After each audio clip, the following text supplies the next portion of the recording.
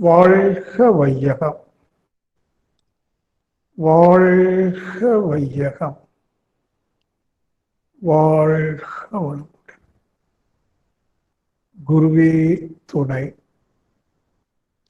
குருவின் திருவடி போற்றி. திருவடி சரணம். அனைத்து மெய்யன்பர்களுக்கும் இனிய மாலை வணக்கமும் நல்வாழ்த்துக்கள்.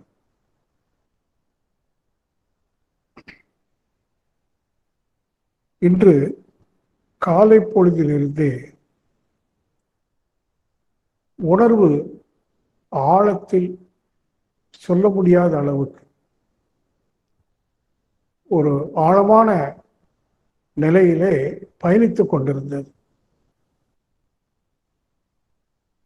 அந்த பயணத்தில் ஏற்கனவே சிந்தித்த சில பல உண்மைகளை அசை போடக்கூடிய ஒரு மனோநிலை. பிறகு நமது அன்புக்குரிய நண்பர் ஞான ஆசிரியர் செல்வன் ஐயா அவர்களை தொலைபேசியில் அழைத்தேன். இன்றைக்கு நான் இதுவரைக்கும் எந்த தலைப்பும் கொடுத்து பேசினதில்லை. அந்த நேரத்தில் என்ன வருதோ அது என்ற நிலையில தான் இருந்தேன். ஆனால் இன்றைக்கு என்னவோ மனதில் இந்த அத்வைத வேதாந்தம் என்பதை பற்றி கொஞ்சம் சொல்லலாம் அப்படின்னு ஒரு கருத்தில் செல்வன் ஐயாவிட்ட சொன்னேன். அவங்களும் அதை ஏற்றுக்கொண்டு உங்களுக்கு அந்த செய்தியை அனுப்பியிருக்காங்க.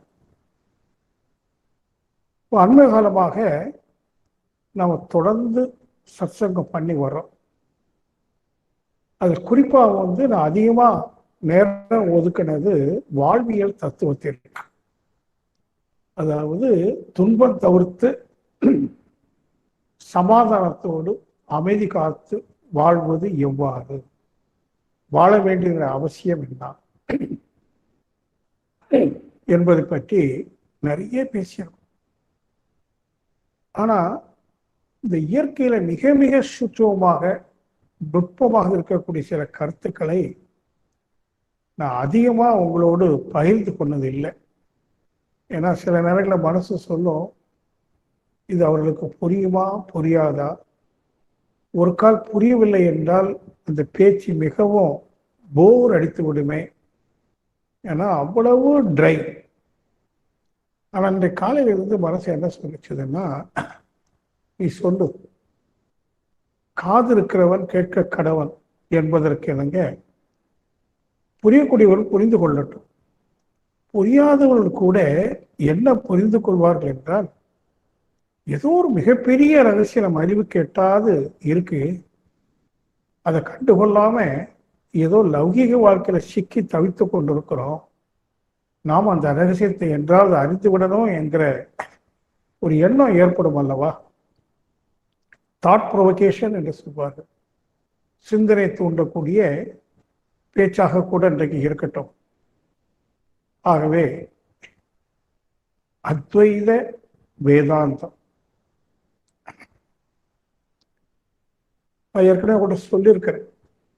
இந்த உலகம் முழுவதற்கும் பாரத நாட்டில் இருந்து ஆன்மீக கருத்து, அதுவும் ஆழமான விஞ்ஞானத்தால் அறிய முடியாது, மனதினால் கற்பனை செய்ய முடியாது, விளக்கினாலும் ஒத்துக்கொள்ள முடியாத ஒரு கருத்து இது. ஆனால் அத்தகைய கருத்தை பல ஆயிரம் ஆண்டுகளுக்கு முன்பாகவே நமது இந்திய நாட்டு வேதாந்தமும் சித்தாந்தமும், வேதாந்திகளும் சித்தாந்திகளும் நிறைய எடுத்து உரைத்திருக்கிறார்கள், எழுதியிருக்கின்றார்கள். சித்தர்கள், குறிப்பாக 17 சித்தர்களுடைய பொருள் புரியாத பாடல்கள், சிலையோடு இருக்கக்கூடிய பாடல்கள் ஏராளம் உண்டு. அதுபோல வேதாந்திகள், வேதாந்த கருத்துக்கள், உபனிஷத்துக்கள், அவர்களெல்லாம் சமஸ்கிருதத்துல இருக்கு. அதையும் அவ்வளவு சீக்கிரத்துல புரிந்து கொள்ள முடியும். உதாரணமா நான் சொல்றேன், நீங்க அப்படி கேட்டுட்டே வாங்க. தத்துவ ரீதியாக எழக்கூடிய கேள்விகள் 3 கேள்விகள். அதற்கு பதில் தேடுவதுதான் ஆன்மீக பயணம். 1, இறைவன் யார்? 2, இந்த உலகம் எவ்வாறு தோன்றிற்று? 3, நான் யார்? அப்போ அதுல இந்த உலகம் தோன்றிட்டு என்று சொல்றமே, அந்த உலகத்துல ஒரு பாகம் நான் எவ்வாறு தோன்றினேன், உலகம் எவ்வாறு தோன்றிட்டு என்கிற போது இந்த மதங்கள் எல்லாம் என்ன சொல்லிடுச்சு? இறைவன் உலகையும் உன்னையும் என்னையும் இறைவன் படைத்தார். ஆனா அதை தொடர்ந்து சில பல கேள்விகள் அந்த தத்துவத்தை அடிப்படையாக வைத்து கேட்கிற போது அவர்களால் பதில் சொல்ல முடியவில்லை. ஆகவே இந்த படைப்பு தத்துவம் என்பது சிந்தனையாளர்களால் ஏற்றுக்கொள்ள முடியாது. உடனே அதை ரிஜெக்ட் பண்ணிடலாம். ஆனால் அதே நேரத்தில் ஒரு சில தத்துவவாதிகள் இந்த இயற்கை படைக்கப்படவில்லை, இது என்றும் இப்படியே இருக்கிறது. எது? இந்த பிரபஞ்சம், ஜீவனங்கள், மனிதன் எல்லாம் காலங்காலமா இப்படியே இருக்கு. அத தியரி ஆஃப் பெர்மனன்சி, நித்தியம், நித்திய தத்துவம் என்றும் இவ்வாறே இருக்கிறது. இது ஒரு கருத்து. இன்னொன்று, இப்படி ஒரு உலகமே இல்லை, நீயும் இல்லை நானும் இல்லை, இதெல்லாம் வெறும் கனவுக்கு ஒப்பானது. த தியரி ஆஃப் மித்தியா, மாயா தத்துவம். நம்ம இருக்குன்னு சொல்றதெல்லாம் மாயா, இருக்குன்னு சொல்றவங்களும் மாயா. அப்ப எது உண்மை? அப்ப அது ஒரு பயணம். இன்னும் விஞ்ஞானிகள் சொன்னது வெடிப்பு தத்துவம், பிக் பேங் தியரி. இன்னும் சில சிந்தனையாளர்கள், ஞானிகள் பரிணாம தத்துவம். நம்ம வேதாத்திரி மகர்ஷி கூட பரிணாம தத்துவத்தை எடுத்திருக்காங்க. பரிணாமம் என்று சொன்னால் மூலப்பொருள் தன் தரத்தில் மாறி ஒன்றாகி அதிலிருந்து மற்றொன்று, மற்றொன்றிலிருந்து இன்னொன்று, அதாவது ஒன்றிலிருந்து இன்னொன்று, அதிலிருந்து இன்னொன்று, அப்படியே படிப்படியாக தோன்றி தோன்றி கடைசியில மனிதன் வந்திருக்கிறான். இத தரமாற்ற நிகழ்வு என்று சுத்தமான தமிழ்ல சொல்லுவாங்க. பரிணாம தத்துவம், தரமாற்ற நிகழ்வு. இப்படியெல்லாம் அந்த இயற்கை பற்றி நிறைய சொல்லியிருக்கு. இன்னும் மறுபிறவி உண்டுமா? உண்டு என்று சொல்லக்கூடிய மதங்கள் இருக்கு, இல்லை என்று மறுக்கக்கூடிய மதங்களும் இருக்கு. இப்படி எதை பற்றியும் இதுதான் அப்படின்னு உறுதியா ஏதாவது ஒரு கருத்தை வலுவாக யாருமே சொல்லலை, சொல்லவும் முடியாது. ஏன்னா ஒருத்தருடைய கருத்து சரி, மற்றவருக்கு அது சரியில்லை. நம்ம நாட்டில் தோன்றிய அந்த 3 மகான்கள், ஞானிகள், ஆதிசங்கரர், மத்துவர், ராமானுஜர், இவர்களே மாறுபடுகிறார்கள். 3 பேரும் ஞானிகள். அதுல ஒருவர் அத்வைதம்னு சொல்றார், இன்னொருத்தர் துவைதம் என்று சொல்றார், இன்னொருத்தர் விசிஷ்டாத்வைதம் என்று சொல்றார். இதுல சாதாரணமா மதங்கள் புரிந்து கொண்டது துவைத கருத்து. பக்தி மார்க்கத்திலையும் துவைத கருத்து. நம்முடைய அறிவுக்கு எட்டக்கூடியதும் துவைத கருத்து. ஆனா நம்ம சிந்திக்கக்கூடியது அத்வைதம், அத்வைத வேதாந்தம். அப்போ ஏதோ ஒரு உண்மையை நாம சிந்தனைக்கு எடுக்கணும். இன்றைக்கு நாம எதெல்லாம் உண்மை என்று நினைத்து கொண்டு அதை அடைவதற்காக வாழ்ந்து கொண்டிருக்கிறோமோ அப்படி இல்லை, அது மாயா. ஆனா நாம எல்லோரும் அது உண்மை என்று கருதி கொண்டிருக்கிறோம். மெத்த படித்தவர்கள் கூட, விஞ்ஞானிகள் கூட துவைதம், நான் வேறு நீ வேறு, அது வேறு இது வேறு, எல்லாம் வேறு வேறு வேறு வேறு வேறு, சிறிதும் பெரிதுமாக பல பல தன்மைகளில் இந்த இயற்கை இருக்கு. துவைதம், டுவாலிட்டிஸ், அதாவது 2க்கு மேல பல பல பஞ்சபூதங்கள் வேற, ஜீவ இனங்கள் வேற, அண்ட சராசரங்கள் வேற, இறைவன் வேறு, உலகம் வேறு, எல்லாம் வேறு வேறு வேறு வேறு. இது துவைதம் சொல்லுவோம்.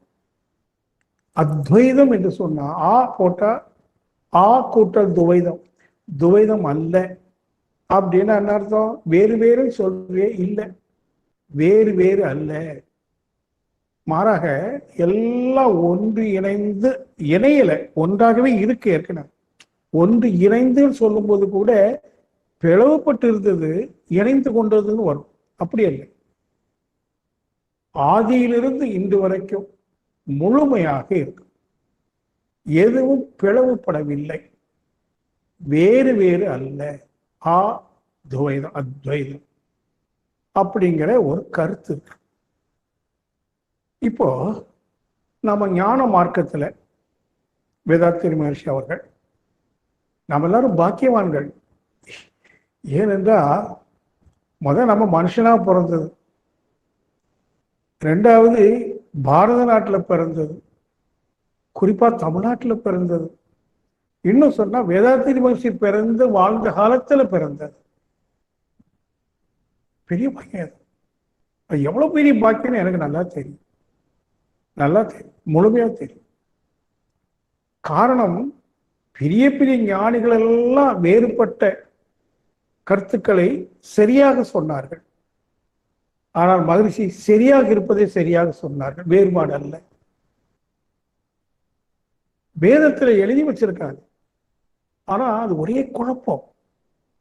நீங்க முடிந்தா இந்த வேதாந்திகள் அங்கங்கே பாடம் நடத்துறாங்க, ஷென்மியா மிஷன், அப்புறம் இது நம்முடைய ரிஷிகேசில் இருக்க அந்த மகான் பேர் டக்குன்னு மறந்து போச்சு, தயானந்தா தயானந்தா சுவாமிகள், சிவானந்தா ரிஷிகேசில் இருக்கார். இவங்க மாதிரி நிறைய வேதாந்திகள் வேத பாடசாலை வைத்து வேதங்களை, உபனிஷத்துக்களை 3 வருட காலம் 2 வருட காலம் என்று சொல்லி கொடுத்துட்டு இருக்காங்க. நீங்க முடிஞ்சா ஏதோ கொஞ்சமாவது காது கொடுத்து கேட்டு பாருங்க, இப்போ யூடியூப்ல எல்லாம் வருது. ஆனா அவங்க புரியும்படி அவங்களால சொல்ல முடியாது. அவங்க என்ன பண்ணுவாங்க, ஒரு ஸ்லோகத்தை எடுத்துட்டு இந்த ஸ்லோகத்தினுடைய அர்த்தம் என்ன விளக்குவாங்க. அது வெறும் விளக்கம் மட்டுமே. ஆனா மகரிஷி அந்த விளக்கத்தை கொடுக்கிற போதே நாம சுயமா சிந்தித்து புரியக்கூடிய வகையில சான்றுகள் சொல்லி, விஞ்ஞானம் சொல்லி நம்முடைய சிந்தனையை தோன்ற. இப்போ உதாரணமா நான் ஒரு சின்ன விஷயம் சொல்றேன். இப்போ அத்வைதம் என்றால் என்னன்னா, 2 இல்லை, நல்ல கவனிக்கணும், 2ஓ 2க்கு மேலோ இல்லை. அப்படியானா 1 இருக்குன்னு சொல்லலாமா அப்படின்னு கேட்டீங்கன்னா, சொல்லலாம்னு மனசு சொல்லும். ஆனா ஆழ்ந்து சிந்திச்சீங்கன்னா சொல்ல முடியாது. ஏனென்றால் 1 மட்டும் இருக்குன்னு வச்சுக்குவோம், அது இருக்குது அப்படிங்கிறது சொல்றதுக்கு இன்னொன்று தேவைப்படுது. 1 இருக்கிறது என்று உணர்வதற்கோ கூறுவதற்கோ இன்னொன்று தேவைப்படுது. அப்போ 2 வந்துருச்சு. அப்ப எப்போ 2ஓ 2க்கு மேலோ இல்லையோ அப்பவே அது 1 இருக்குதா இல்லையான்னு தெரியாது. ஆனா இருக்குன்னு சொல்றதுக்கு யாரும் இல்லை, ஆகவே ஒன்றும் இல்லை. இதான் என் ஸ்டேட் ஆஃப் நத்திங்னஸ், ஒன்றுமே இல்லை அப்படின்னு சொன்னா உங்க மனசு ஏத்துக்குமா? இதோ நான் இருக்கிறேனே, கண்ணாடியில உடலை பார்க்கிறேன், யாராவது தொட்டா எனக்கு தெரியுது, உணர முடியுது, தோற்றத்தாலும் உணர்வாலும் நான் இருக்கிறேன் என்பது நிச்சயம். ஆனால் ஒன்றுமே இல்லை என்று சொல்வதில் என்ன நியாயம் இருக்கு? இந்த ஒன்றை மட்டும் கொஞ்சம் சிந்திங்க. லாஜிக்கலா சிந்திக்கிற போது 1 மட்டும் இருக்கு என்றால், அது இருக்கு என்று சொல்வதற்கு 2வது ஒரு நபர் தேவைப்படுது. ஆனா அத்வைதம் என்றால் 2ஓ 2க்கு மேலோ இல்லை. அப்ப அந்த 1 இருக்கிறதா? யாரு கேட்பது? யாரிடம் கேட்பது? கேட்பதற்கோ பதில் சொல்வதற்கோ யாரும் இல்லாத போது அந்த 1 இருக்கு இல்லை. பாருங்க, இருக்கு இல்லை. இது எப்படி இருக்குன்னா, பூனை கண்ணை மூடிச்சுன்னா உலகமே மறைஞ்சிருமான்னு கேட்பாங்க. மறைஞ்சிரும். பூனையை பொறுத்த அளவில் உலகம் இல்லை. அப்போ அத்வைதம்னா என்ன? இப்போ நான் வேற மாதிரி ஒரு உதாரணம் சொல்றேன். எல்லாமே உதாரணம் உண்மைக்கு அருகாமையில் உங்களை கூட்டிட்டு போகும். உதாரணமே உண்மை அல்ல. ஏன்னா சான்று சொல்லும்போது 100க்கு 100 உண்மை அதை எடுத்து சொல்லுமானா சொல்லாது. உண்மைக்கு அருகாமையில் கூட்டிட்டு போகும். உதாரணமா ஒரு மாம்பழம் இருக்கு, ஒரு ரோஜா மலர் இருக்கு, ஒரு கல் இருக்கு, ஒரு கப்புல தண்ணி இருக்கு. 4 விதமான பொருளை சொல்றேன். கல்லுனா கடினம், தண்ணீர் ஒரு தன்மை, பழத்துக்கு ஒரு சுவை, மலருக்கு ஒரு வாசனை, பலவித தன்மையோடு கூடிய பல பொருட்களை நான் இப்ப சொல்றேன். இப்ப அத்வைதம்னா என்னன்னா, இரண்டுக்கு மேல இல்லை, எல்லாம் முழுமையா இருக்கு, ஒன்னா இருக்கு. அப்படின்னா இந்த மாம்பழமும் இந்த ரோஜாவும் இந்த கல்லும் இந்த நீரும் இணைந்து இருக்கு, ஒன்றா இருக்குன்னு வச்சுப்போம். இருந்தா அங்க மாம்பழத்தன்மை இருக்குமா, ரோஜா வாசனை இருக்குமா, கடினமான கல் இருக்குமா? இந்த தன்மையெல்லாம் மறைஞ்சு போயிடும். எல்லாம் ஒன்னாயிடுச்சுன்னா வேறு வேறு தன்மை இல்லையே. அப்போ கல் இருக்குமானா இல்லை, ரோஜா இருக்குமா இல்லை. வேறு வேறா இருக்கிற வரைக்கும் தான், வேறு வேறாக நம்ம 5 புலன்கள் கொண்டு உணர்கிற வரைக்கும் தான் எல்லாம் இருக்குங்கிறோம். எப்போ ஒன்றாகி முழுமை ஆயிடுச்சோ அது இல்லை. ஆமாவான்னு பாருங்க.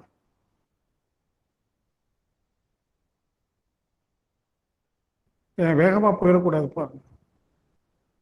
அந்த 4 எடுத்துடுங்க. கல்லு, தண்ணி, பூவு, பழம், 4 தன்மை. ஆனா இவையெல்லாம் இணைந்தால் எல்லா தன்மையும் இணைஞ்சிருச்சு. அப்ப குறிப்பிட்டு ஒரு தன்மை சொல்ற அங்க இடம் இல்லை. வேறொரு உதாரணம் சொல்றேன், ஞாபகத்துக்கு வரும். இப்போ கொஞ்சம் காஃபி பவுடர், பால், சீனி 3 பொருளை தர. பாலை பற்றி உங்களுக்கு தெரியும், அதனுடைய டேஸ்ட் என்ன, நிறம் என்ன. அது மாதிரி சீனியுடைய டேஸ்ட் என்ன, நிறம் என்ன. காஃபி பவுடரோட நிறம் என்ன, டேஸ்ட் என்ன. தனித்தனி, அதுக்குன்னு தனித்தனி தன்மை இருக்கு. இந்த 3ஐயும் சேர்த்து காஃபி போடுறீங்க. இப்போ காஃபின்னு ஒரு இதை கொடுக்குறீங்க, குடிக்கிறீங்க. அதுல 100க்கு 100 பாலின் தன்மையை நீங்க உணர முடியுமா, சீனியின் தன்மையை உணர முடியுமா? தனித்தனியா உணர முடியாது. அது ஒரு புது கலவை. அப்ப அந்த 3 தன்மைகளும் தன்னுடைய தனித்தன்மையில இழந்து ஒரு கூட்டுத்தன்மை உருவாக்கி கொடுக்கும். இப்போ சான்று என்னன்னா கூட்டுத்தன்மை இல்லை, 3ம் தன் தன்மை இழந்து விட்டது என்பதற்காக இந்த சான்று சொல்றோம். ஆனா இந்த சான்று 100க்கு 100 சரியில்லை, 90 பங்கு தான். ஏன்னா உடனே நீங்க கேட்பீங்க, சரி சீனி டேஸ்ட் தெரியுதேன்னு சொல்லலாம். ஆனா சான்றுக்கு சொல்றதுனால எப்படி எல்லாம் ஒன்று இணைந்தால் இயற்கையில சொல்றேன், தனித்தன்மை இல்லை.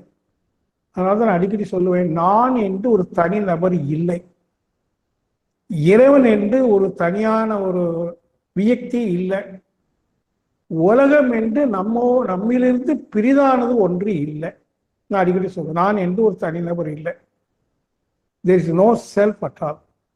சுயம்னு ஒண்ணு இல்லை, ஆத்மான்னு ஒண்ணு இல்லை. ஒரு கருத்து இருக்கு, நம்ம ஆன்மா தான் இருக்கு, ஆன்மா உணர்வு பேசிட்டே இருக்கோம். துவைதத்திலிருந்து அத்வைத்துக்கு போறதுக்காக கொடுக்கக்கூடிய ஒரு பயிற்சியை விளக்கமும்.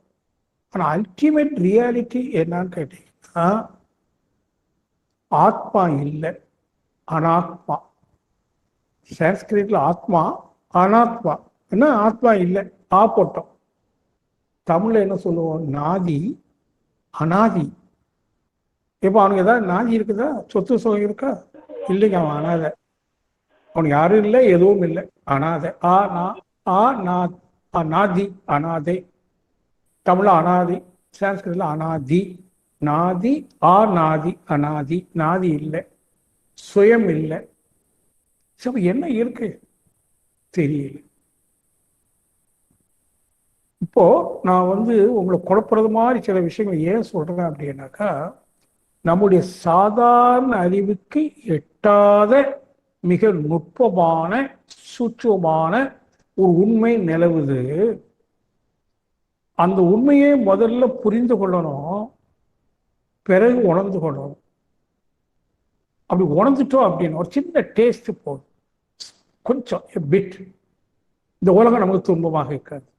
ஏன்னா அங்க ஒரு விழிப்பு நிலை வரும். என்ன விழிப்பு நிலை வரும்னு சொன்னா, எப்படி நாம கனவு காணும் போது இன்பமோ துன்பமோ, துன்பமான ஒரு கனவு கண்டு விழிச்சிட்டோன்னு வைங்க, மை காட் இது கனவு, நான் பொழைச்சேங்கிறோம். இது கனவு தானே, அதனால எனக்கு பாதிப்பு இல்லை. ஆனா கனவு கண்டுகொண்டே இருக்கிற போது அது இன்பமோ துன்பமோ, கனவு காண்றோம்னு நினைப்போமா, உண்மையை நினைப்போமா? அது உண்மை தானே. கனவுல எத்தனை பேர் வருவாங்க, எல்லாம் உண்மை. ஆனா விழித்து கொண்ட பிறகு எது விழிக்குது? மனசு. தூங்குனது மனம், கனவு கண்டதும் மனம். இப்ப விழித்து கொண்ட மனம் சொல்லுது, ஐயோ அது கனவு, பொழைச்சேங்குது. அதே மாதிரி இப்ப நிஜம் என்று சொல்லிக் கொண்டிருக்கிறது உலகம் இருக்கு. ஒரு இன்பத்தை அனுபவிக்கிறே நம்ம நினைக்கிறோமே, வேண்டாம் ஒரு துன்பத்தை அனுபவிக்கிறோமே, ஐயோ துன்பமா இருக்குதே இறைவான சங்கடம்லாம் படுறோமே. ஆனா அந்த ரகசியமான ஒரு உண்மை சொன்ன பாருங்க, அதை உணர்ந்து கொண்டால் இது கனவு தான், நிஜம் இல்லை. அதான் அந்த தியரி ஆஃப் மித்தியா, மாயா தத்துவம். இப்படி ஒரு உலகம் இல்லை. இப்படி ஒரு உலகம் என்ன? இன்ப துன்பங்களை கொடுக்கக்கூடிய, சுகதுக்கங்களை கொடுக்கக்கூடிய, வெற்றி தோல்வியை கொடுக்கக்கூடிய, உயர்வு தாழ்வு பேசக்கூடிய இந்த டுவாலிட்டிஸ் இல்லை. அப்படி ஒரு மனோநிலை வந்தால் நீங்க விடுதலை அடைகிறீங்க. ஆனா இப்பவுமே நீங்க கேட்கலாம், சார் நீ என்று நான் என்று ஒரு தனிநபர் இல்லைன்னு சொல்றீங்களே, நான் அவ்வளவு தட்டுனா உங்களுக்கு வலிக்குமா வலிக்காதா? உடனே வலிக்குது. அப்படி இருக்குல்ல, இருக்கேன். அப்ப இல்லைன்னு சொல்றேன், நான் இல்லைன்னு சொல்றேன், கனவுன்னு சொல்றேன். கனவுல வலிக்குது. அப்போ ஒருவேளை அந்த உணர்வு தட்டின பிறகு நான் உங்களை அடிச்சா உங்களுக்கு வலிக்காதான்னு கேட்பீங்க. வலிக்காம இருக்கலாம். ரமண மகர்ஷிக்கு என்ன பண்ணாங்க? குளோரோஃபார்ம் மயக்க மருந்து கொடுக்காம ஆப்ரேட் பண்ணாங்க, அவருக்கு வலிக்கல. ஏன்? அவர் அத்வைத வேதாந்தத்துக்குள்ள நுழைஞ்சிட்டார். இது நல்ல சிந்தனைக்கு எடுத்துக்கொள்ளுங்க. காஃபி, சீனி, பால், துவைதம் கலந்துட்டோம், அத்வைதம். இப்போ காஃபி, வெறும் காஃபி பவுடரை நக்குனா என்ன டேஸ்ட், அந்த டேஸ்டில் இருக்காது, அது கசப்பா இருக்கும், முடியாது. ஆனா இப்ப சாப்பிடும். அப்ப அது தன்னுடைய சுயத்தை இழந்து விட்டது. காஃபி பவுடர் தன்னுடைய சுயத்தன்மை இழந்து விட்டது. சீனி தன்னுடைய சுயத்தன்மை இழந்து விட்டது. பால் தன்னுடைய சுயத்தன்மை இழந்து விட்டது. அது போல இப்ப நாம இருக்கிறோம், விஷயத்துக்கு வரோம். கனவு சொன்னா நம்முடைய எண்ணங்களுக்கு தக்கவாறு இந்த உலகத்தை நாம பார்க்கிறோம். நிஜம் என்று சொன்னா, ஒருத்தர் இருக்கிறார், ஒரு மனுஷன், மூணாவது நபர், இந்த பக்கம் 2 நபர் நிற்கிறாங்க. இவங்க 2 பேரும் பேசிக்கிறாங்க. அதுல ஒருத்தர் சொல்ற, அந்த பெயர் அயோக்கியன். என்ன சார் இப்படி சொல்றீங்க, அவர் ரொம்ப நல்லவனாச்சே. இன்னொருத்தர் ஏபிசி 3 பேர் இருக்கிறாங்க. சியை பற்றி ஏயும் பியும் பேசுறாங்க. ஏ சொல்றாரு அந்த சி அயோக்கிய பையங்கிற. பி சொல்ற, ஐயோ ஒரு நல்லவராச்சே. இப்ப நான் கேட்கறது, சி நல்லவனா கெட்டவனா? சி அவன் அப்படிதான் இருக்கிறான். ஆனா ஏக்கு கண்ணுல கெட்டவனாகவும் பிக்கு கண்ணுக்கு நல்லவனாகவும் தெரிய காரணம் அவங்களுக்கு கூட ஏற்பட்ட அனுபவம் தான். ஆனா சி அவனாதான் இருக்கிறான். இவனுடைய அனுபவம் வேற, அவன் அனுபவம் வேற. சரி, இந்த அனுபவமே 2 பேருக்கு இல்லைன்னு வைங்க. சி நல்லவனா கெட்டவனா? ஏபிக்கும் பிக்கும் தெரியாது. நல்லது கெட்டது என்கிற டுவல் கேரக்டரை சொல்ல முடியாது. அதே மாதிரி இப்ப நான் இருக்கிறேன், இந்த உலகத்தை நான் பார்க்கிறேன், ஆனால இருக்கு, உணர்கிறேன், இருக்கு, எண்ணங்களுக்கு தக்கவாறு உணர்கிறேன். எனக்கு இது நல்ல உலகம், இன்னொருத்தருக்கு கெட்ட உலகம். எனக்கு இது சுகமா இருக்கு, இன்னொருத்தருக்கு துக்கமா இருக்கு. அப்ப இந்த உலகம் சுகமா துக்கமா? அது என்னுடைய மைண்ட் ப்ரொஜெக்ஷனை பொறுத்து, என்னுடைய எண்ணம் ஓட்டங்கள், அந்த அனுபவத்துக்கு தக்கவாறு ஒரு எண்ணம் ஓடுது இல்லை. எனக்கு அந்த மனிதனோடு அல்லது இந்த இயற்கையோடு எனக்கு ஏற்பட்ட அனுபவம் இருக்கு, அதை வைத்துக்கொண்டு எனக்கு சுகம், அவனுடைய அனுபவம் துக்கம். உண்மையில் அப்படி இருக்குமானால் எனக்கு சுகமா இருந்தா உனக்கும் சுகமா இருக்கணும், இன்னொருத்தருக்கும் சுகமா இல்லை. எனக்கு துக்கம்னா உனக்கும் துக்கமா இருக்கும். அனுபவம் வேறாது. அப்ப அனுபவத்தை வைத்துதான் ஒரு உலகத்தை நம்ம உருவாக்கி வச்சிருக்கோம். இந்த வாழ்க்கையே துன்பமயம் ஒருத்தர், இல்லை எங்கும் இன்பமயம் இன்னொருத்தர். எவ்வளவு டுவர்ஸ் வருது. இப்போ அப்படி ஒரு உலகம் வேறு வேறாக இருக்கட்டும். நீங்க ஒரு கட்டத்துல இப்போ நைட்ல தூங்குறீங்க, நல்லா தூங்குறீங்க. தூங்குறவனுக்கு இந்த உலகம் உண்டுமா? மனைவி மக்கள் உண்டுமா? ஒண்ணும் இல்லை. ஏன்னா அவன் தூங்குறான். தூக்கத்துல ஏதோ ஒண்ணு ஆப்சென்ட் ஆகுது. ஏன்னா அவனுக்கு புலன் உணர்வுகளும் இல்லை, எண்ணங்கள் ஓட்டமும் இல்லை, ஆழ்ந்து தூங்குறான். அப்ப அவனை பொறுத்த அளவுல தூங்குறவனுக்கு தூங்குறவனும் இல்லை, புற உலகமும் இல்லை, யாரும் இல்லை. இப்ப மெதுவா தூங்கி முழிக்கிறான். எது முழிக்குது? எண்ணங்கள். நான் ஏற்கனவே உங்களுக்கு சொல்லியிருக்கேன், உறங்குவதும் எண்ணம், உறங்கி விழிப்பதும் எண்ணம். எண்ணத்தினுடைய ஓய்வு தானே உறக்கம். ஓய்வு முடிஞ்சது எண்ணம் அப்படியே வருது, விழிப்பு. ஆனா விழிச்ச உடனே இந்த ஃபர்ஸ்ட் தாட் அவன் சொல்றான் மனைவிட்ட, நேற்று இரவு சுகமாக தூங்கினேன். ரொம்ப கேரண்டியா சொல்றான், சுகமாக தூங்கினேன். ஆனா அவன் தூங்கும்போது தூங்குபவன் இல்லை, புலன் உணர்வு இல்லை, உலகமும் இல்லை. அப்ப எதை யார் சுகம் என்று அனுபவித்தது? யாருக்கு அந்த சுகம்? எது சுகம்? அவன்கிட்ட கேட்கலாம், அப்பா சுகமா இருக்குன்னே நீ எதை சுகித்தாய்? எதை அனுபவம் கொண்டு சுகித்தாய்? எதையும் நான் அனுபவம் கொள்ளலை. ஏன்னா அனுபவம் கொண்டு அங்கே ஒன்றும் இல்லை, புலன் உணர்வு இல்லை, எண்ணங்கள் இல்லை. சரி யாருக்குப்பா சுகம்? எனக்கும்பா. நீ தான் தூங்கிட்டியப்பா. மைகா, நான் தூங்கிட்டேன், எண்ணங்களின் ஓட்டம் இல்லை, புலன் உணர்வும் இல்லை.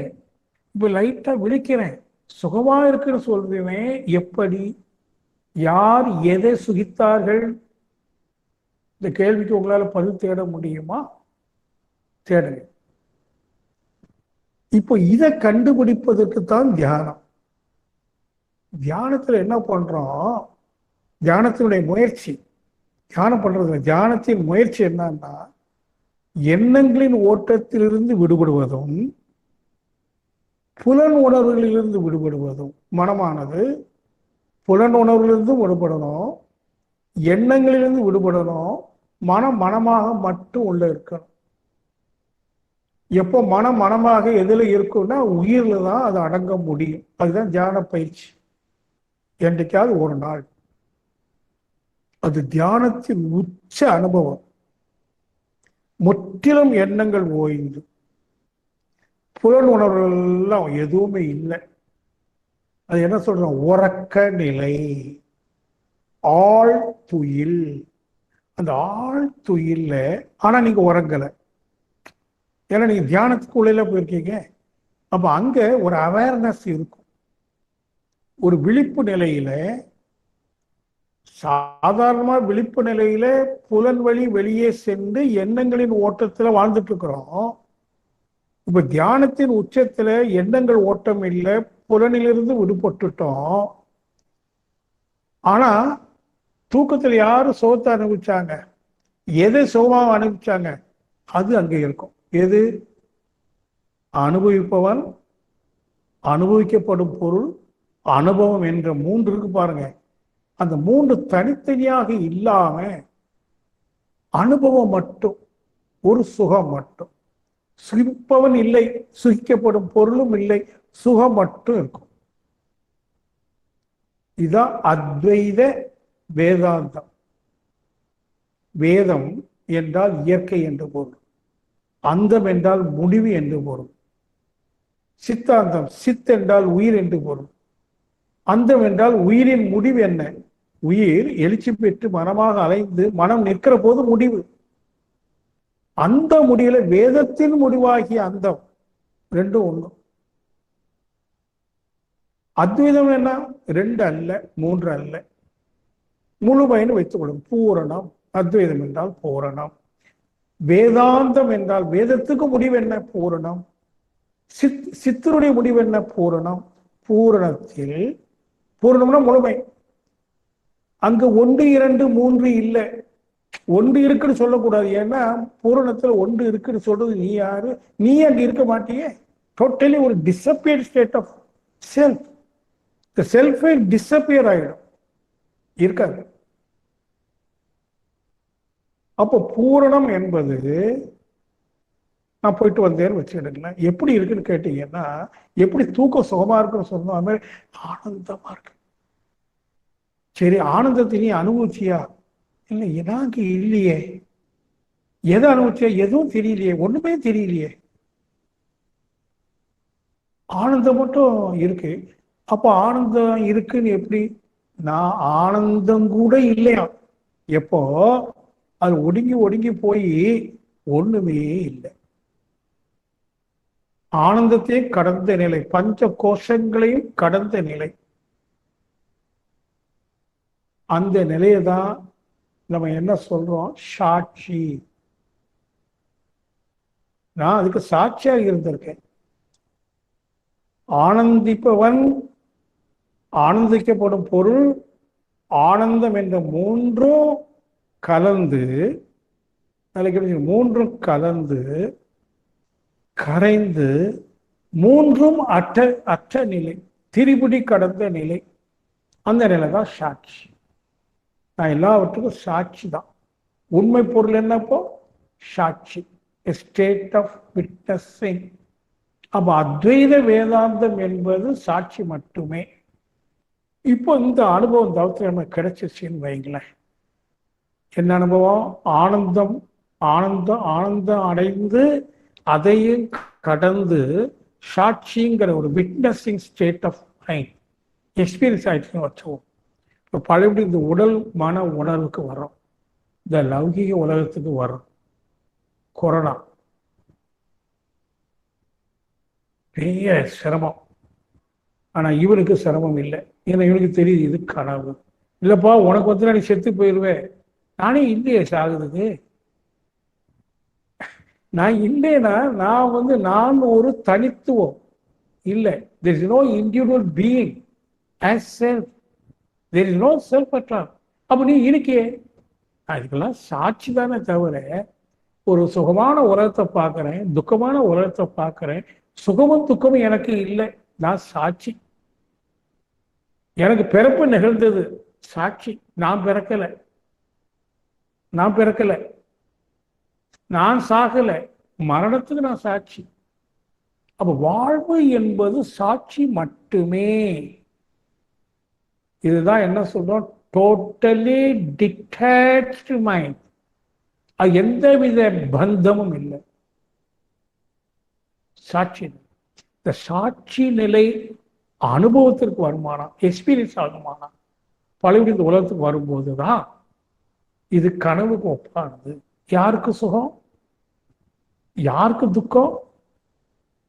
எனக்கு அப்படின்னா இந்த உடலுக்கு சுகமா, மனதிற்கா, அல்லது உடலுக்கும் மனதிற்கும் அல்ல வேற ஏதாவது ஒன்று இருக்கா அப்படின்னா அந்த ஒன்று ஏது?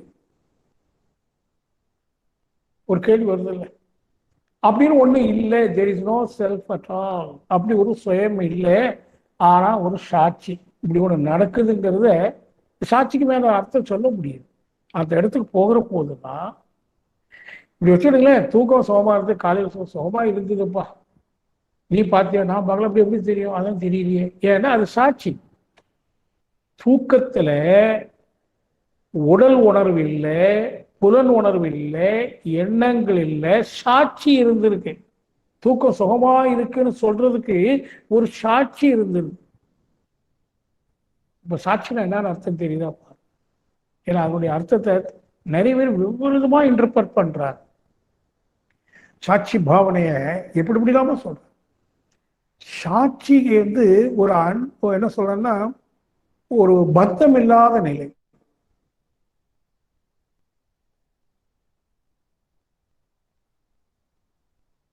தெரியுதாப்பா?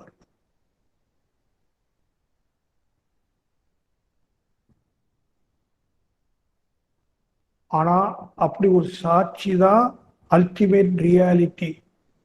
இப்படி வச்சுக்கலாம். இப்ப தத்துவத்துக்கு வருவோம். சுத்த வெளி இருக்கு. சுத்த வெளியில எல்லாமா வெளிப்பட்டிருக்குன்னு நம்ம கத்துக்கிட்டு வரோம். பிரம்மஞானம் அதுதானே.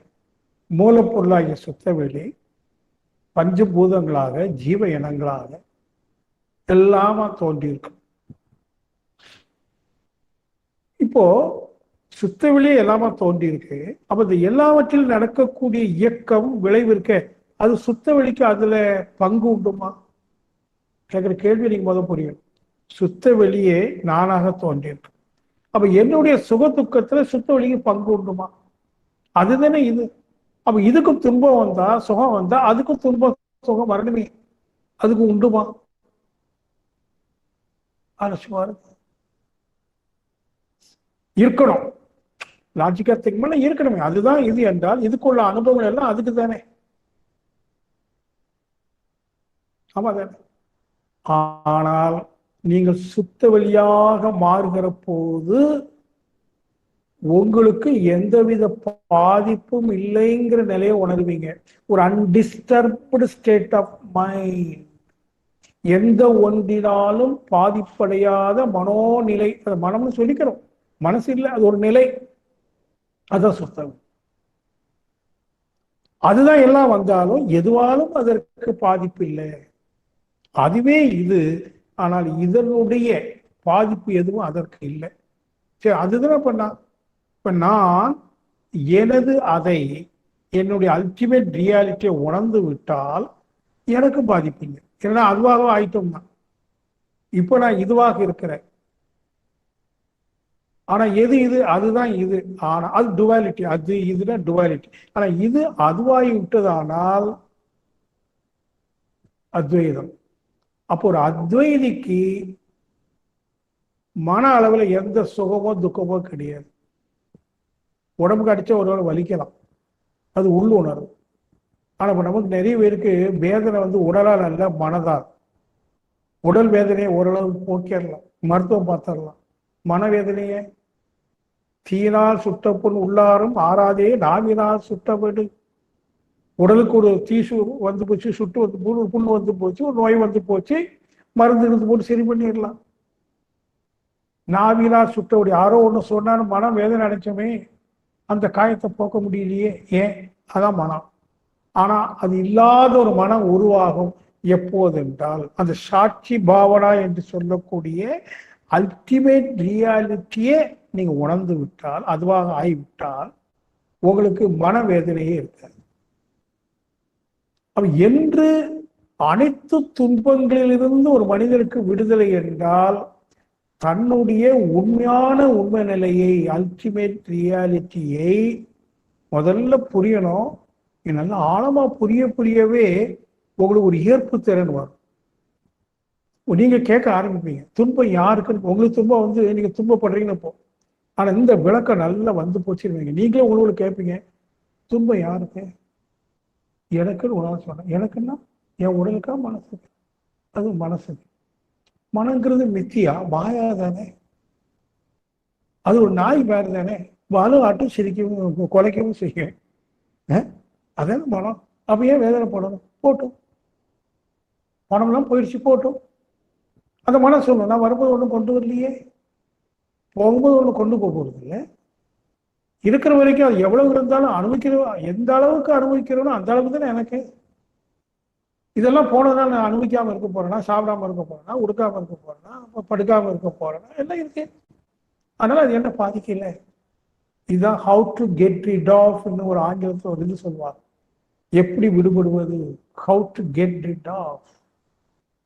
இத்தகைய மனோநிலையில் சுகதுக்கம் என்கிற ஒன்றில் சிக்கி தவிக்கிற மனதுக்கு எப்போது விடுதலை என்றால் அத்வைத வேதாந்த கருத்துக்களை புரியணும்.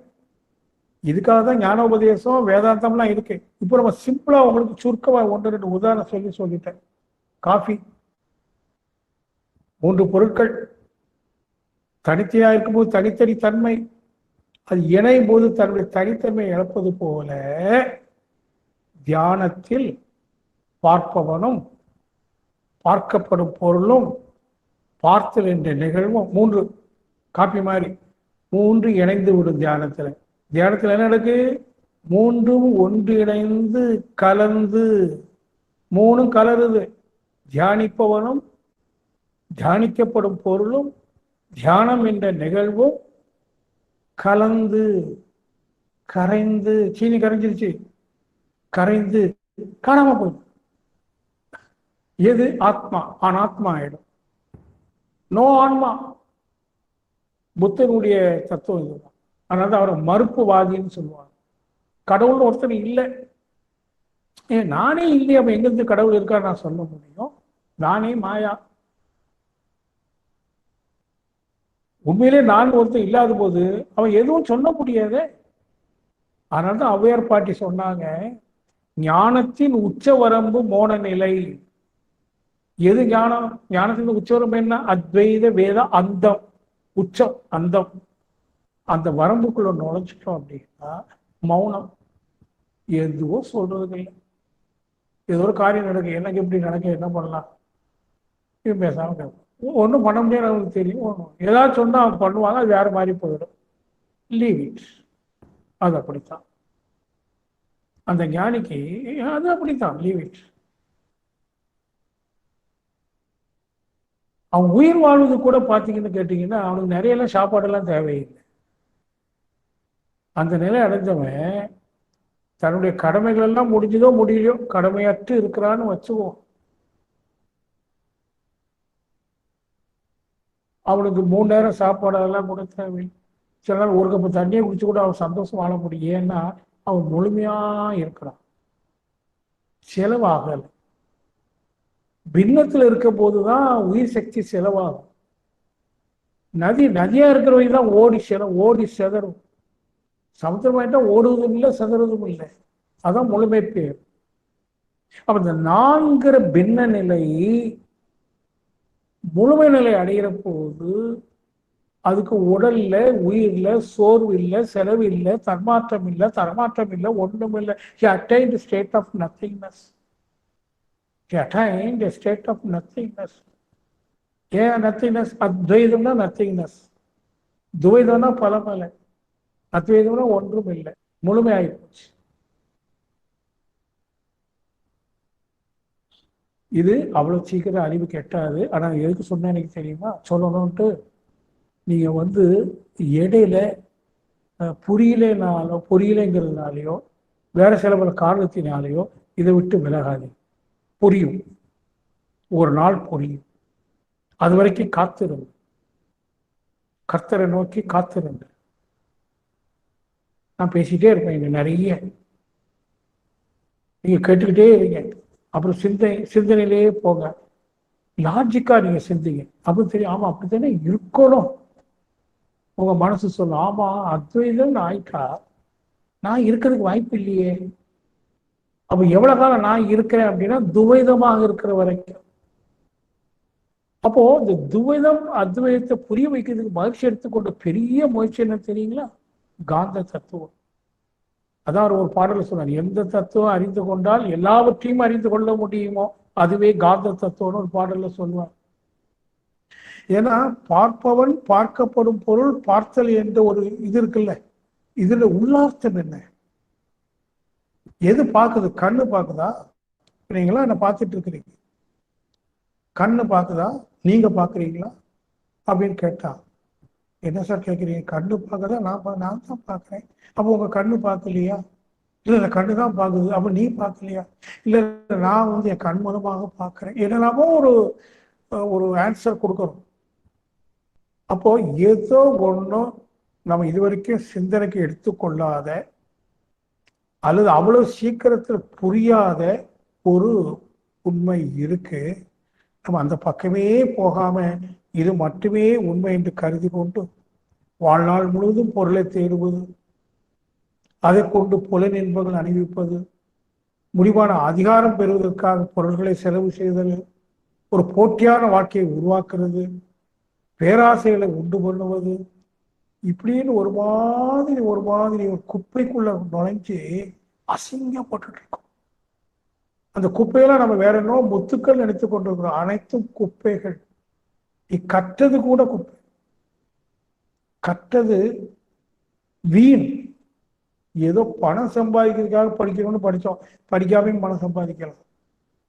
பொருட்செல்வம் பூரியார் கண்ணு உல, எப்படி வேணாலும் பணம் சம்பாதிக்கலாம். ஆனா ஒரு உலகம் காலங்காலமா உருவாயிடுச்சு.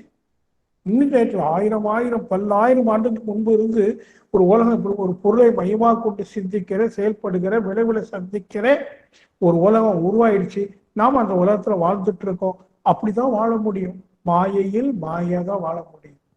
ஆனால் உங்களில் ஆழ்ந்து சிந்தித்துக் கொண்டே செல்லக்கூடியவர்களுக்கு ஒரு நாள் த மீனிங் ஆஃப் மித்யா, த தியரி ஆஃப் மித்யா, மாயேனா என்ன, ஏன் இந்த உலகம் மாயேன்னு சொல்லு, இந்த உலகம் உண்மையிலே இல்லையா? இருக்கேன், நீங்க இருக்கிறீங்க, நான் இருக்கிறேன், இந்த உலகம் இல்லைன்னு எப்படி சொல்ல முடியும்? நிச்சயமா சொல்ல முடியும். ஆனால் நீ உண்மை நிலையில உட்கார்ந்திருந்தேயானால் பூனை கண்ணை மூடுது போல நீ உனது உண்மையில் இருக்கிற போது இது மாயை, இது இல்லை, இப்படி ஒண்ணு இல்லை. பழையபடி உண்மையிலிருந்து எங்க வர்றோம்? மாயைக்கு தான் வந்தாகணும். இயக்கத்திலிருந்து இருப்புக்கு செல்கிறோம், இருப்பிலிருந்து இயக்கத்துக்கு வருகிறோம். இயங்காம வாழ முடியாது. ஆனால் நீங்கள் உலக இது கனவு, எனக்கு இதில் எந்தவித பந்தமும் இல்லை, முழுக்க முழுக்க பற்று அற்ற நிலையில இருக்கு. இதுக்கு ரொம்ப சரியான 100க்கு 100 பொருள் தரக்கூடிய ஒரு குரல் இருக்குங்க, அற்புதமான குரல். ஓர்த்து உள்ளம் உள்ளது உணரின் ஒருதலையாய் பேர்த்துள்ள வேண்டா பிறப்பு. இந்த பாடலை பொதுவாக நிறைய பேர் கேட்டுக்க மாட்டீங்க, திருப்பி சொல்றேன். ஓர்த்து உள்ளம் உள் அது உணரின், ஓர்த்துனா ஒருமுகப்பட்டு, உள்ளம்னா ஆழ்மனம், உள்ளம் உள்ளது ஆழ்மனதிற்கு உள்ளாத ஒரு ரியாலிட்டி இருக்க, அதை உணர்ந்து கொண்டால் அதான் சாட்சி. சாட்சி எங்க இருக்கு தெரியுங்களா? ஓர்த்து உள்ளம் உள் அது, அதுதான் சாட்சி. அதை உணர்ந்துட்டா இந்த உலகம் இல்லை. ஒருதலையாய் பேர்த்துள்ள வேண்டா பிறப்பு. பிறப்புனா தோற்றம், உலக தோற்றம், ஜீவன தோற்றம், எண்ணங்களின் தோற்றம், பலவிதமான தோற்றம், அதெல்லாம் இல்லை. அவனுக்கு இல்லை, அவனுக்கு எல்லாமே இது சாட்சி தான். அந்த தோற்றங்கள் அவனுக்கு எந்த பாதிப்பும் கொடுக்கல.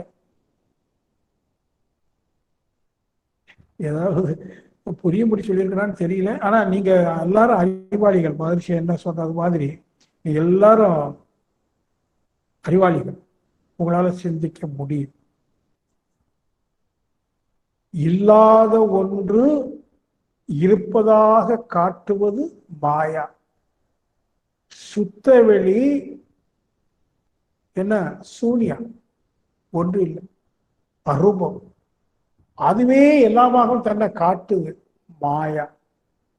சிவபுராணம் அதுதான் சொல்லுது. சிவம் சக்தி, சக்திக்கு மாயான்னு பேர், சிவத்துக்கு உண்மைன்னு பேர். சிவம் என்ற உண்மை பொருள் அதுவே சக்தி என்ற மாயா உருவாயிருக்கு. இதே அர்த்தத்துலதான் பைபிள்ல இந்த ஆதாம் ஏவாள் கதை இருக்க, ஆதாமுடைய எலும்பு எடுத்து ஏவாளை படைச்சாங்க. ஆணிலிருந்து பெண், பெண்ணுன்னு தனியா ஒரு ஜீவன் வரல பாருங்க. ஆணிலிருந்து பெண்ணுன்னு ஒரு கதையை கொடுக்குறான் கிறிஸ்தவ மதத்தில்.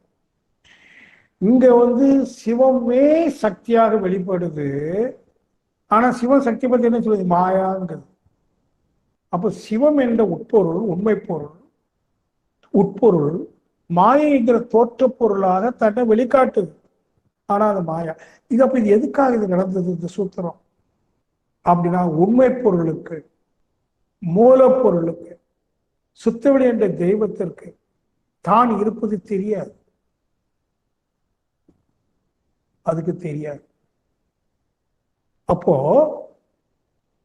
எந்த விருப்பமும் இன்றி, முயற்சியும் இன்றி, பிரிது ஒன்றின் உதவியும் இன்றி சுயம்பாக அது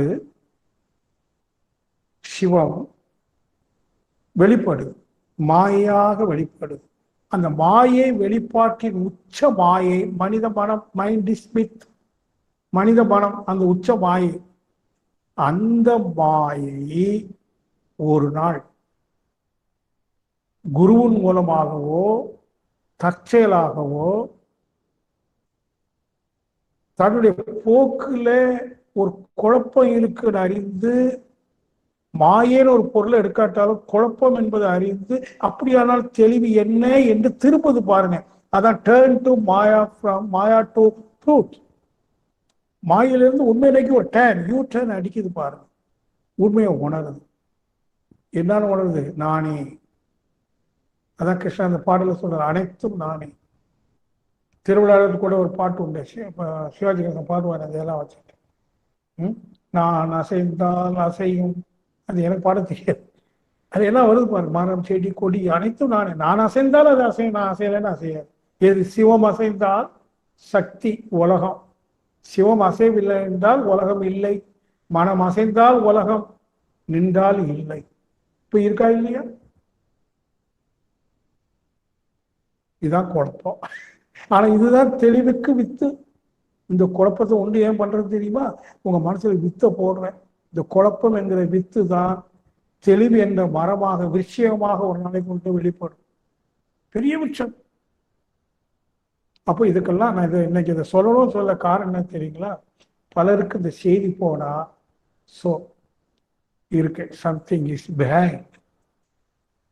நம்ம இந்த உலகத்துல ஏமாந்து விழுந்துட வேண்டாம். இதெல்லாம் இந்த கொரோனா கூட நமக்கு அதுதான் சொல்லி கொடுக்குது. நீ எங்கேயோ வேகமா ஓடுற, ஒரு வினாடி நீ காணாம போயிடுவ. உன்னோட இறுதி ஊர்வலத்துக்கு கூட ஒருத்த கூட வர மாட்டான். உனக்கு ஒரு இறுதி ஊர்வலமே கிடையாதுன்ட்டான். பார்க்குறவங்க கண் கூட பார்க்குறோமே, கட்டி தழுவிய அந்த கரம் வராது. நெருப்பிடுவதல் வர முடியாது. யாரையும் குறை சொல்றதில்லை. கொரோனாங்கிற ஒரு அற்புதமான நோய் பலருக்கு பல பாடல்களை பல கோணங்களை சொல்லி கொடுத்துட்டு இருக்கு. அதுதான் ஒரு பெரிய சொல்ல, நீ இருக்கும் போதே இல்லாதவனாக இருங்கிறார். நீ இருக்கும் போது இல்லாதவனாக இரு. நீ செல்வந்தனாக இருக்கும் போது ஏழையாக இரு. நீ அதிகாரம் மிக்கவனாக இருக்கும் போது அதிகாரம் அற்றவனாக இரு. ஆனா நம்ம இருக்கும்போது எவ்வளவு இருக்கோ அதோட பன்மடங்கு இருப்பதாக இருக்கிறோம். அதெல்லாம் ஆட்டம் பாட்டம். இருக்கும்போது செல்வமோ வீரமோ கல்வியோ எந்த அதிகாரம் இருந்தாலும் சரி, இல்லாதவனாக இரு. அப்படி இருந்தால் இல்லாத நிலை என்று வரும்போது நீ இருப்பாய். கொரோனா அதுக்கு மேல வந்தாலும் நீ இருப்பாய். நான் சொல்றதெல்லாம் நீங்க எப்படி ரெக்கார்ட் ஆகுது திருப்பி திருப்பி போட்டு சுயமாக சிந்தித்து தெளியணும். ஏது நடந்தாலும் நடக்காட்டாலும், மரணமோ இப்போ பிறப்போ இறப்போ, நான் இருப்பேன். நான் நித்திய வஸ்து. என்னவாக இருப்பேன்? சாட்சியாக இருப்பேன். ஒட்டுமொத்த உலகத்துக்கும் பிரபஞ்சத்திற்கே நான் சாட்சி. பிரபஞ்சம் வரைக்கும் தான் உணர்வு, பிரபஞ்சத்தை கடந்தா உணர்வு இல்லை. அது சுத்தம், அல்டிமேட் பியூர் கான்சியஸ்னஸ், உணர்வு மட்டும்தான். அப்படி அது இருக்கு. ஆகவே அன்பர்களை எல்லாம் எதுக்கு சொல்றேன்னா, மீண்டும் மீண்டும் மீண்டும் இதை பற்றி நாம கொஞ்சம் கொஞ்சமா இப்போ பிரம்மஞான வகுப்புல ஆரம்பிச்சிருக்கோம். ஒரு 4 மாசத்துல முடியும்னு சொல்றோம், முடியாது. சப்ஜெக்ட் முடியும், உணர்வுக்கு வரலன்னா அது எப்படி திருப்பியும் பேசும். நீங்க திருப்பி திருப்பி கேளு, நான் பேசிட்டே இருக்கிறது இல்லை, ரெக்கார்ட் இருக்கு. பொறுமையா தினசரி இதுக்கு டைம் ஒதுக்குங்க. ஏன்னா டைம் இல்லைன்னு யாரும் சொல்லாதீங்க. ஏன்னா உங்க டைமை பூரா தேவையில்லாததுக்கு செலவு பண்ணிட்டு, தேவையில்லாததுக்கெல்லாம் செலவு பண்ணிட்டு தேவைக்கு டைம் இல்லைன்னு சொல்றோம். லேம் எக்ஸ்கியூஸ். டைம் இருக்கு. நிறைய நீங்க நேரத்தை இந்த சிந்தனைக்கு கொடுங்க. இந்த லாஜிக் அப்ரோச். ஒரு நாள் உங்க அறிவு தெளிவாகும் போது, ஆமா அப்படித்தானே இருக்கணும். ஆனா நமக்கு இப்படி இருக்கே, பயம் இருக்கே. யாருக்கு பயம்? எதை கண்டு பயம்? எதனால் பயம்? ஒண்ணுமே இல்லையே அப்படின்னு ஒரு விளக்கம் நல்ல வரும்போது கண்ண மூடி அப்படியே இருங்க. அந்த விளக்கம் இருக்க, அது விளக்காக மாறும், ஆன்ம ஒளியாக மாறும். அந்த பிரகாசத்தில் உங்களது சாட்சி நிலையை நீங்கள் உணர்ந்து விடுவீர்கள். க்ஷணத்தில். நீண்ட நாள் தேவை. நீண்ட நாள் எதுக்கு தேவை தெரியுமா? இப்ப நான் சொன்ன விளக்கத்தை நீங்க 100க்கு 100 புரிஞ்சுட்டேன்னு ஒரு முடிவுக்கு வர்றதுக்கு தான் நீண்ட காலம் வேணும்.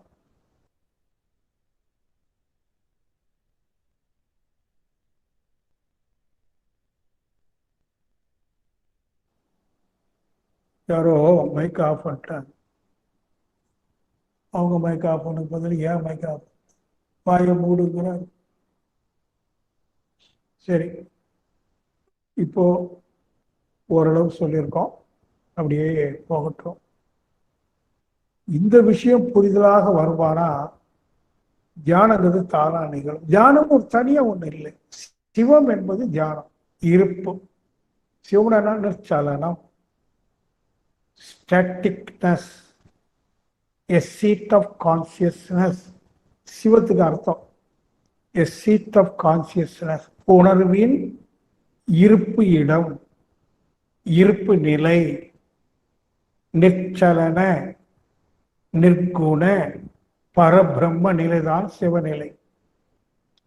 அப்போ நம்ம தியானத்துக்குன்னு நிறைய முயற்சி எடுக்க வேண்டும். 20 வருஷம் 30 வருஷம் தியானம் பண்ணாலும் மனநிலையில் ஏதாவது மாற்றம் இருக்கா? அன்பும் கருணையும் தானா வெளிப்படுதா? உண்மை மாயினுடைய உண்மை தெரியுதா? இல்லை. ஏன்னா இன்னைக்கு ஒரு அன்பர் அழகா ஒரு கேள்வி கேட்டார், நல்லா கேட்டார். சென்னையில இருந்து சிவசாரோட நேம். சார், இந்த சிலவங்க இந்த விஞ்ஞானிகள்லாம் வந்து அணுகுண்டு கண்டுபிடிச்சு நாட்டே அழிச்சாங்க இல்லையா? நீங்க அன்னைக்கு பேசும்போது சொன்னீங்க, ஒரு விஞ்ஞானி கூட தியான நிலையில் இருந்துதான் கண்டுபிடிக்கிறான்னு சொன்னீங்க. தியான நிலைன்னா மன அலைச்சூழல் விரைவு குறைந்து டீட்டா அவுட்லாம் வருது. ஆனா அதே நேரத்தில் அந்த மாதிரி மனோநிலையில வந்து அவன் ரொம்ப சுத்தனா இருப்பான், தெய்வீக நிலையில் இருப்பான்னு வேற சொல்றீங்க. ஆனா அந்த விஞ்ஞானி கொலை செய்யக்கூடிய கருவியெல்லாம் கண்டுபிடிச்சான் அந்த நிலையில இருந்து. அது எப்படி சார்?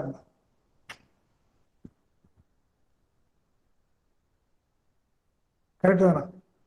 அப்போ நான் சொன்னேன், வெறும் தியானம் தப்பு, பண்ணக்கூடாது. மாதிரி சொல்லியிருக்காங்க, தற்சோதனை இல்லாத தியானம் தாழ்பால் இல்லாத கதவுக்கு ஒப்பானது. நீங்க வீட வெறும் கதவை சாத்தி வெளியில போறீங்க, பேய் பிசாசு கதவை திறந்து உள்ள வந்துடும், தாப்பா போடல பூட்டும் போடல, வந்துடும்ல. அது மாதிரி தியானம் என்பது தற்சோதனை இல்லாத தியானத்துல எல்லா பிசாசும் உள்ள வரும். தட் மீன்ஸ் நெகட்டிவ்னஸ் என்ட்ராயிடும். அதான் வேலை செய்யும். தற்சோதனை செய்து தன்னை திருத்தி கொண்டே வரும் ஒரு பக்கம், அதான் வாழ்வியல் தத்துவம். இன்னொன்று இயற்கை தத்துவத்தை புரிந்து கொண்டே வரணும். தன்னை திருத்துவது மனசை திருத்துறோம். இயற்கை தத்துவம் அறிவுக்கு தெளிவு கொடுக்கும். மனம் நல்ல திருந்துற மன உறுதி, அறிவு நல்ல கிடைச்சுன்னா அறிவு தெளிவும் மன உறுதியும் தியான நிலையை தானா கொடுத்துரும். நீங்க எந்த முயற்சி எடுக்க வேண்டாம். அதுவும் சுயம்பு.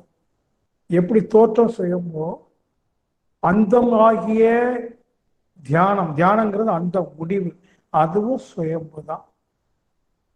அப்போ நீங்க தியானத்துக்கு ரொம்ப முக்கியத்துவம் கொடுத்து டைம் ஸ்பெண்ட் பண்றதை குறைச்சிக்கிட்டு, அதை குறைக்க வேண்டாம் சொல்றேன். நீங்க தற்சோதனைக்கும் சுய சிந்தனைக்கும் நீங்க டைம் ஒதுக்கணும். அதுக்கு ஒரு வைராக்கியம் வேணும். கொஞ்சம் விவேகமா புத்தி வேலை செய்யும். இன்னைக்கு பகல் முழுவதும்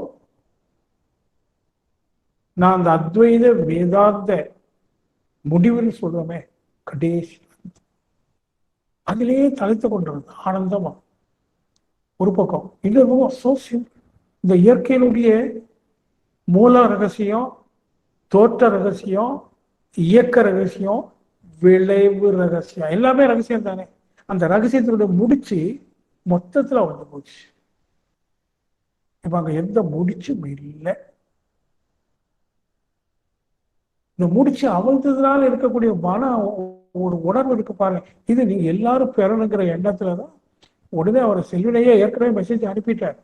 இந்த ஈவினிங் ப்ரோக்ராம் அனுப்புனது தெரியாது, நான் கூப்பிட்டு இதை போடுங்கன்னு. சரி, ஸோ நம்ம எல்லாருக்கும் ஒரு நல்ல குரு. டைம் ஆகும், பார் ஆயிடுச்சு. வாழ்க்கை வளம்.